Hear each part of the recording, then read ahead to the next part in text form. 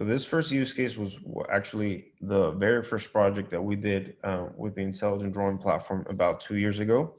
And it used that first level of the software, the asset register. And this was in a chemical plant where we first implemented this. The client wanted to understand if they were managing all of their assets within their mechanical integrity software. So they wanted to do a gap analysis versus this MI software and their source of truth. This was a facility that had been owned by multiple companies over the course of the years. So at that point in time, they just wanted to understand if all assets were being managed inside of the mechanical integrity software.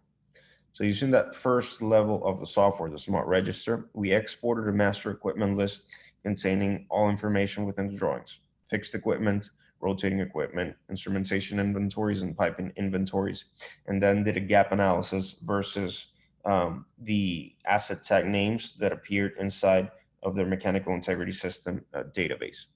This project had a scope of about 470 PNIDs, and it took us about a week to do the processing and also the gap analysis.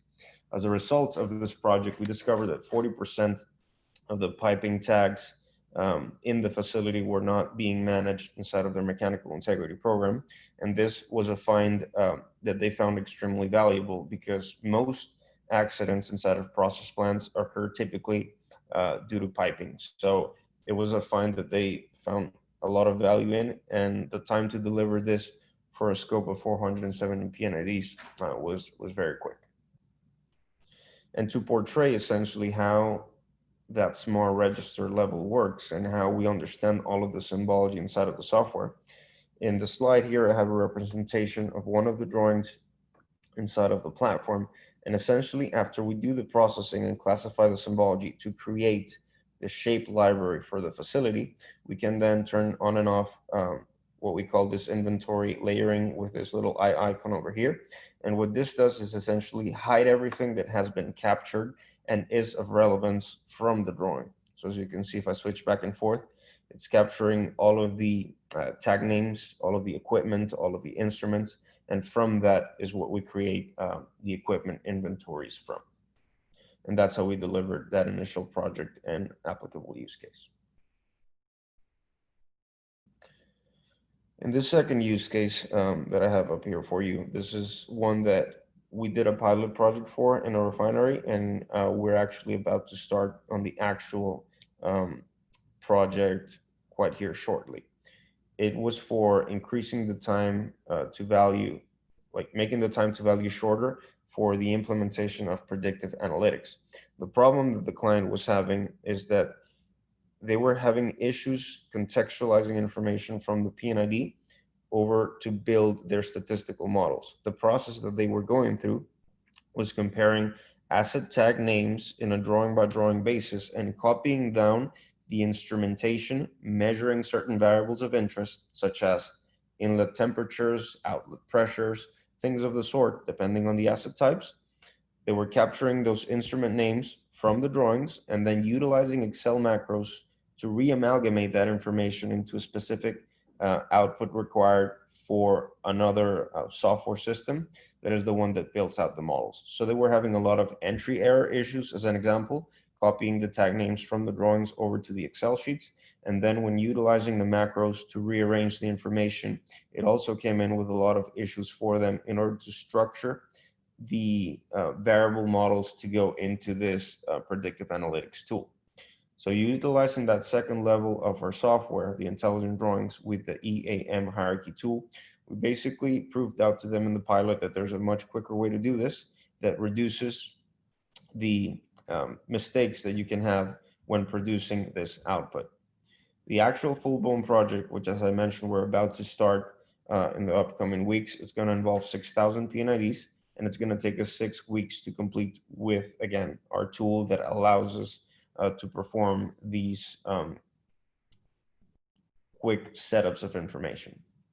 The value for them is basically they're going to be able to deploy these statistical models in 6 weeks versus the original expected timeline that they have of 2.5 years to get this work done in order to be able to implement the models. So we're basically saving 2 years of man hours in order to start monitoring all of their assets with a lot more accuracy.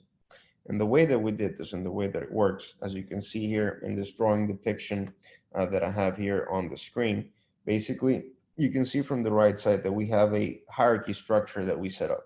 And we leave this name open hierarchy because this hierarchy could be used for a number of things. To give you another example, we utilized the same tool to create a flat hierarchy for another facility that they were just migrating their work order system from Maximo over into Infor, so Meridian to Infor. And what we did was basically, again, process the drawings, create this hierarchy structure, and export that for them such that they could do that proper migration. The hierarchy in this scenario was used to relate instrumentation tags over to equipment information. And the way it works, you just click on the level of the hierarchy to which you want to associate information. Then you circle around the area inside of the drawing that contains the instrumentation of interest. And then by clicking the save option, it automatically links or relates those instrumentation instances over to the level of the hierarchy that you have selected. So this completely eliminates any entry information issues that a person might have copying these over to an Excel sheet or to a database, and just makes the output of information a lot more cleaner and straightforward.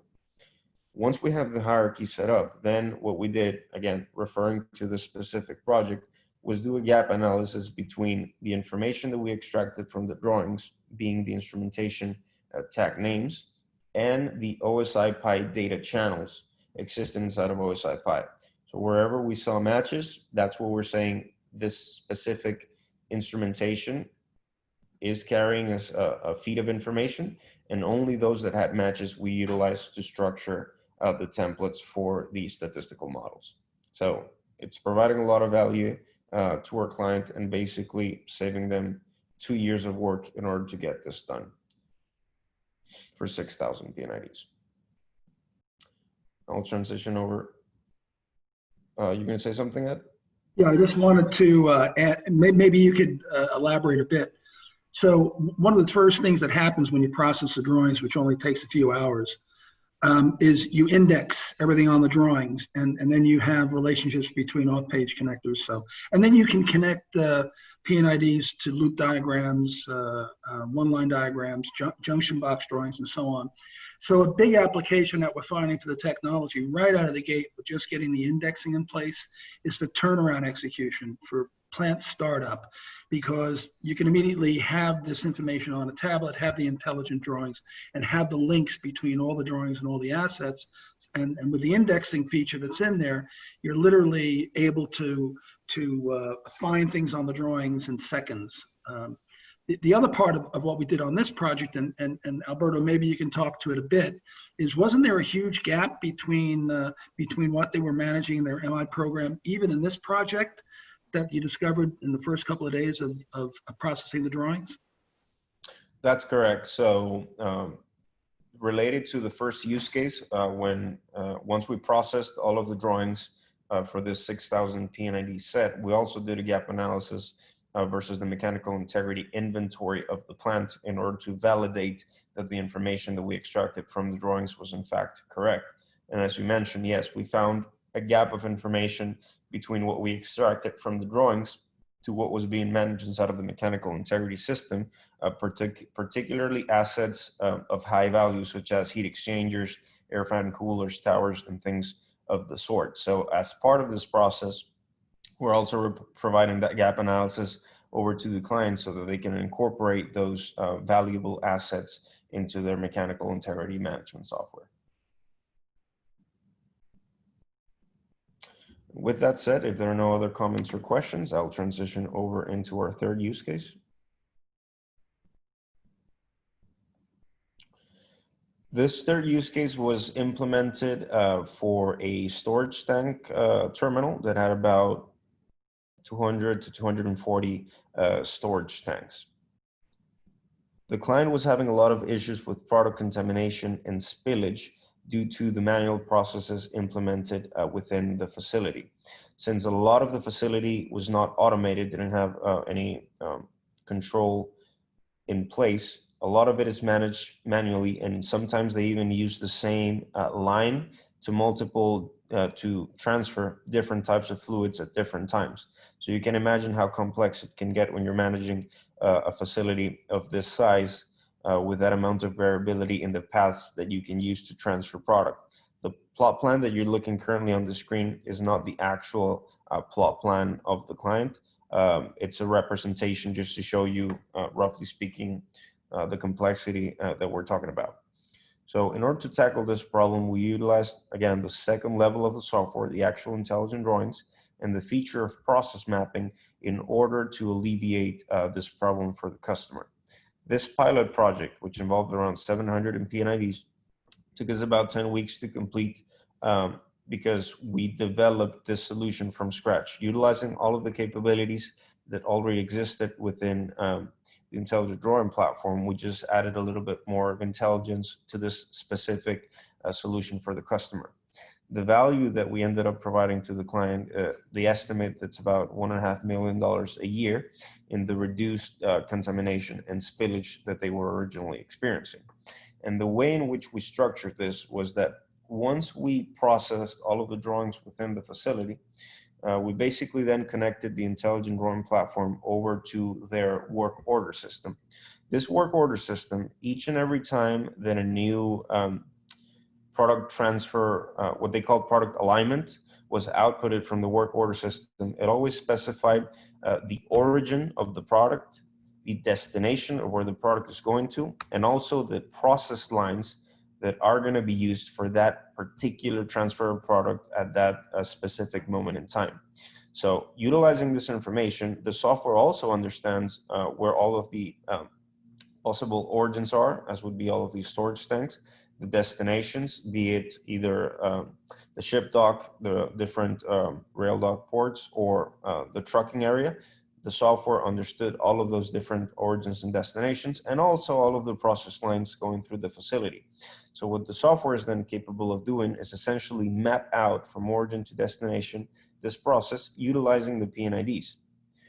First, it understands what are the process lines involved during that entire path, and then basically stitches together all of this process to create one seamless map from origin to destination and increase the situational awareness for operators in the facility to understand from where to where they have to go and clearly understand which are the valves that they have to leave open or close in order to successfully complete this product transfer. As an additional layer of specificity for the drawings, we also have what we call drawing distillation, which just allows for operators to see strictly what they require to see. And you can see that I shifted over that view from the drawings.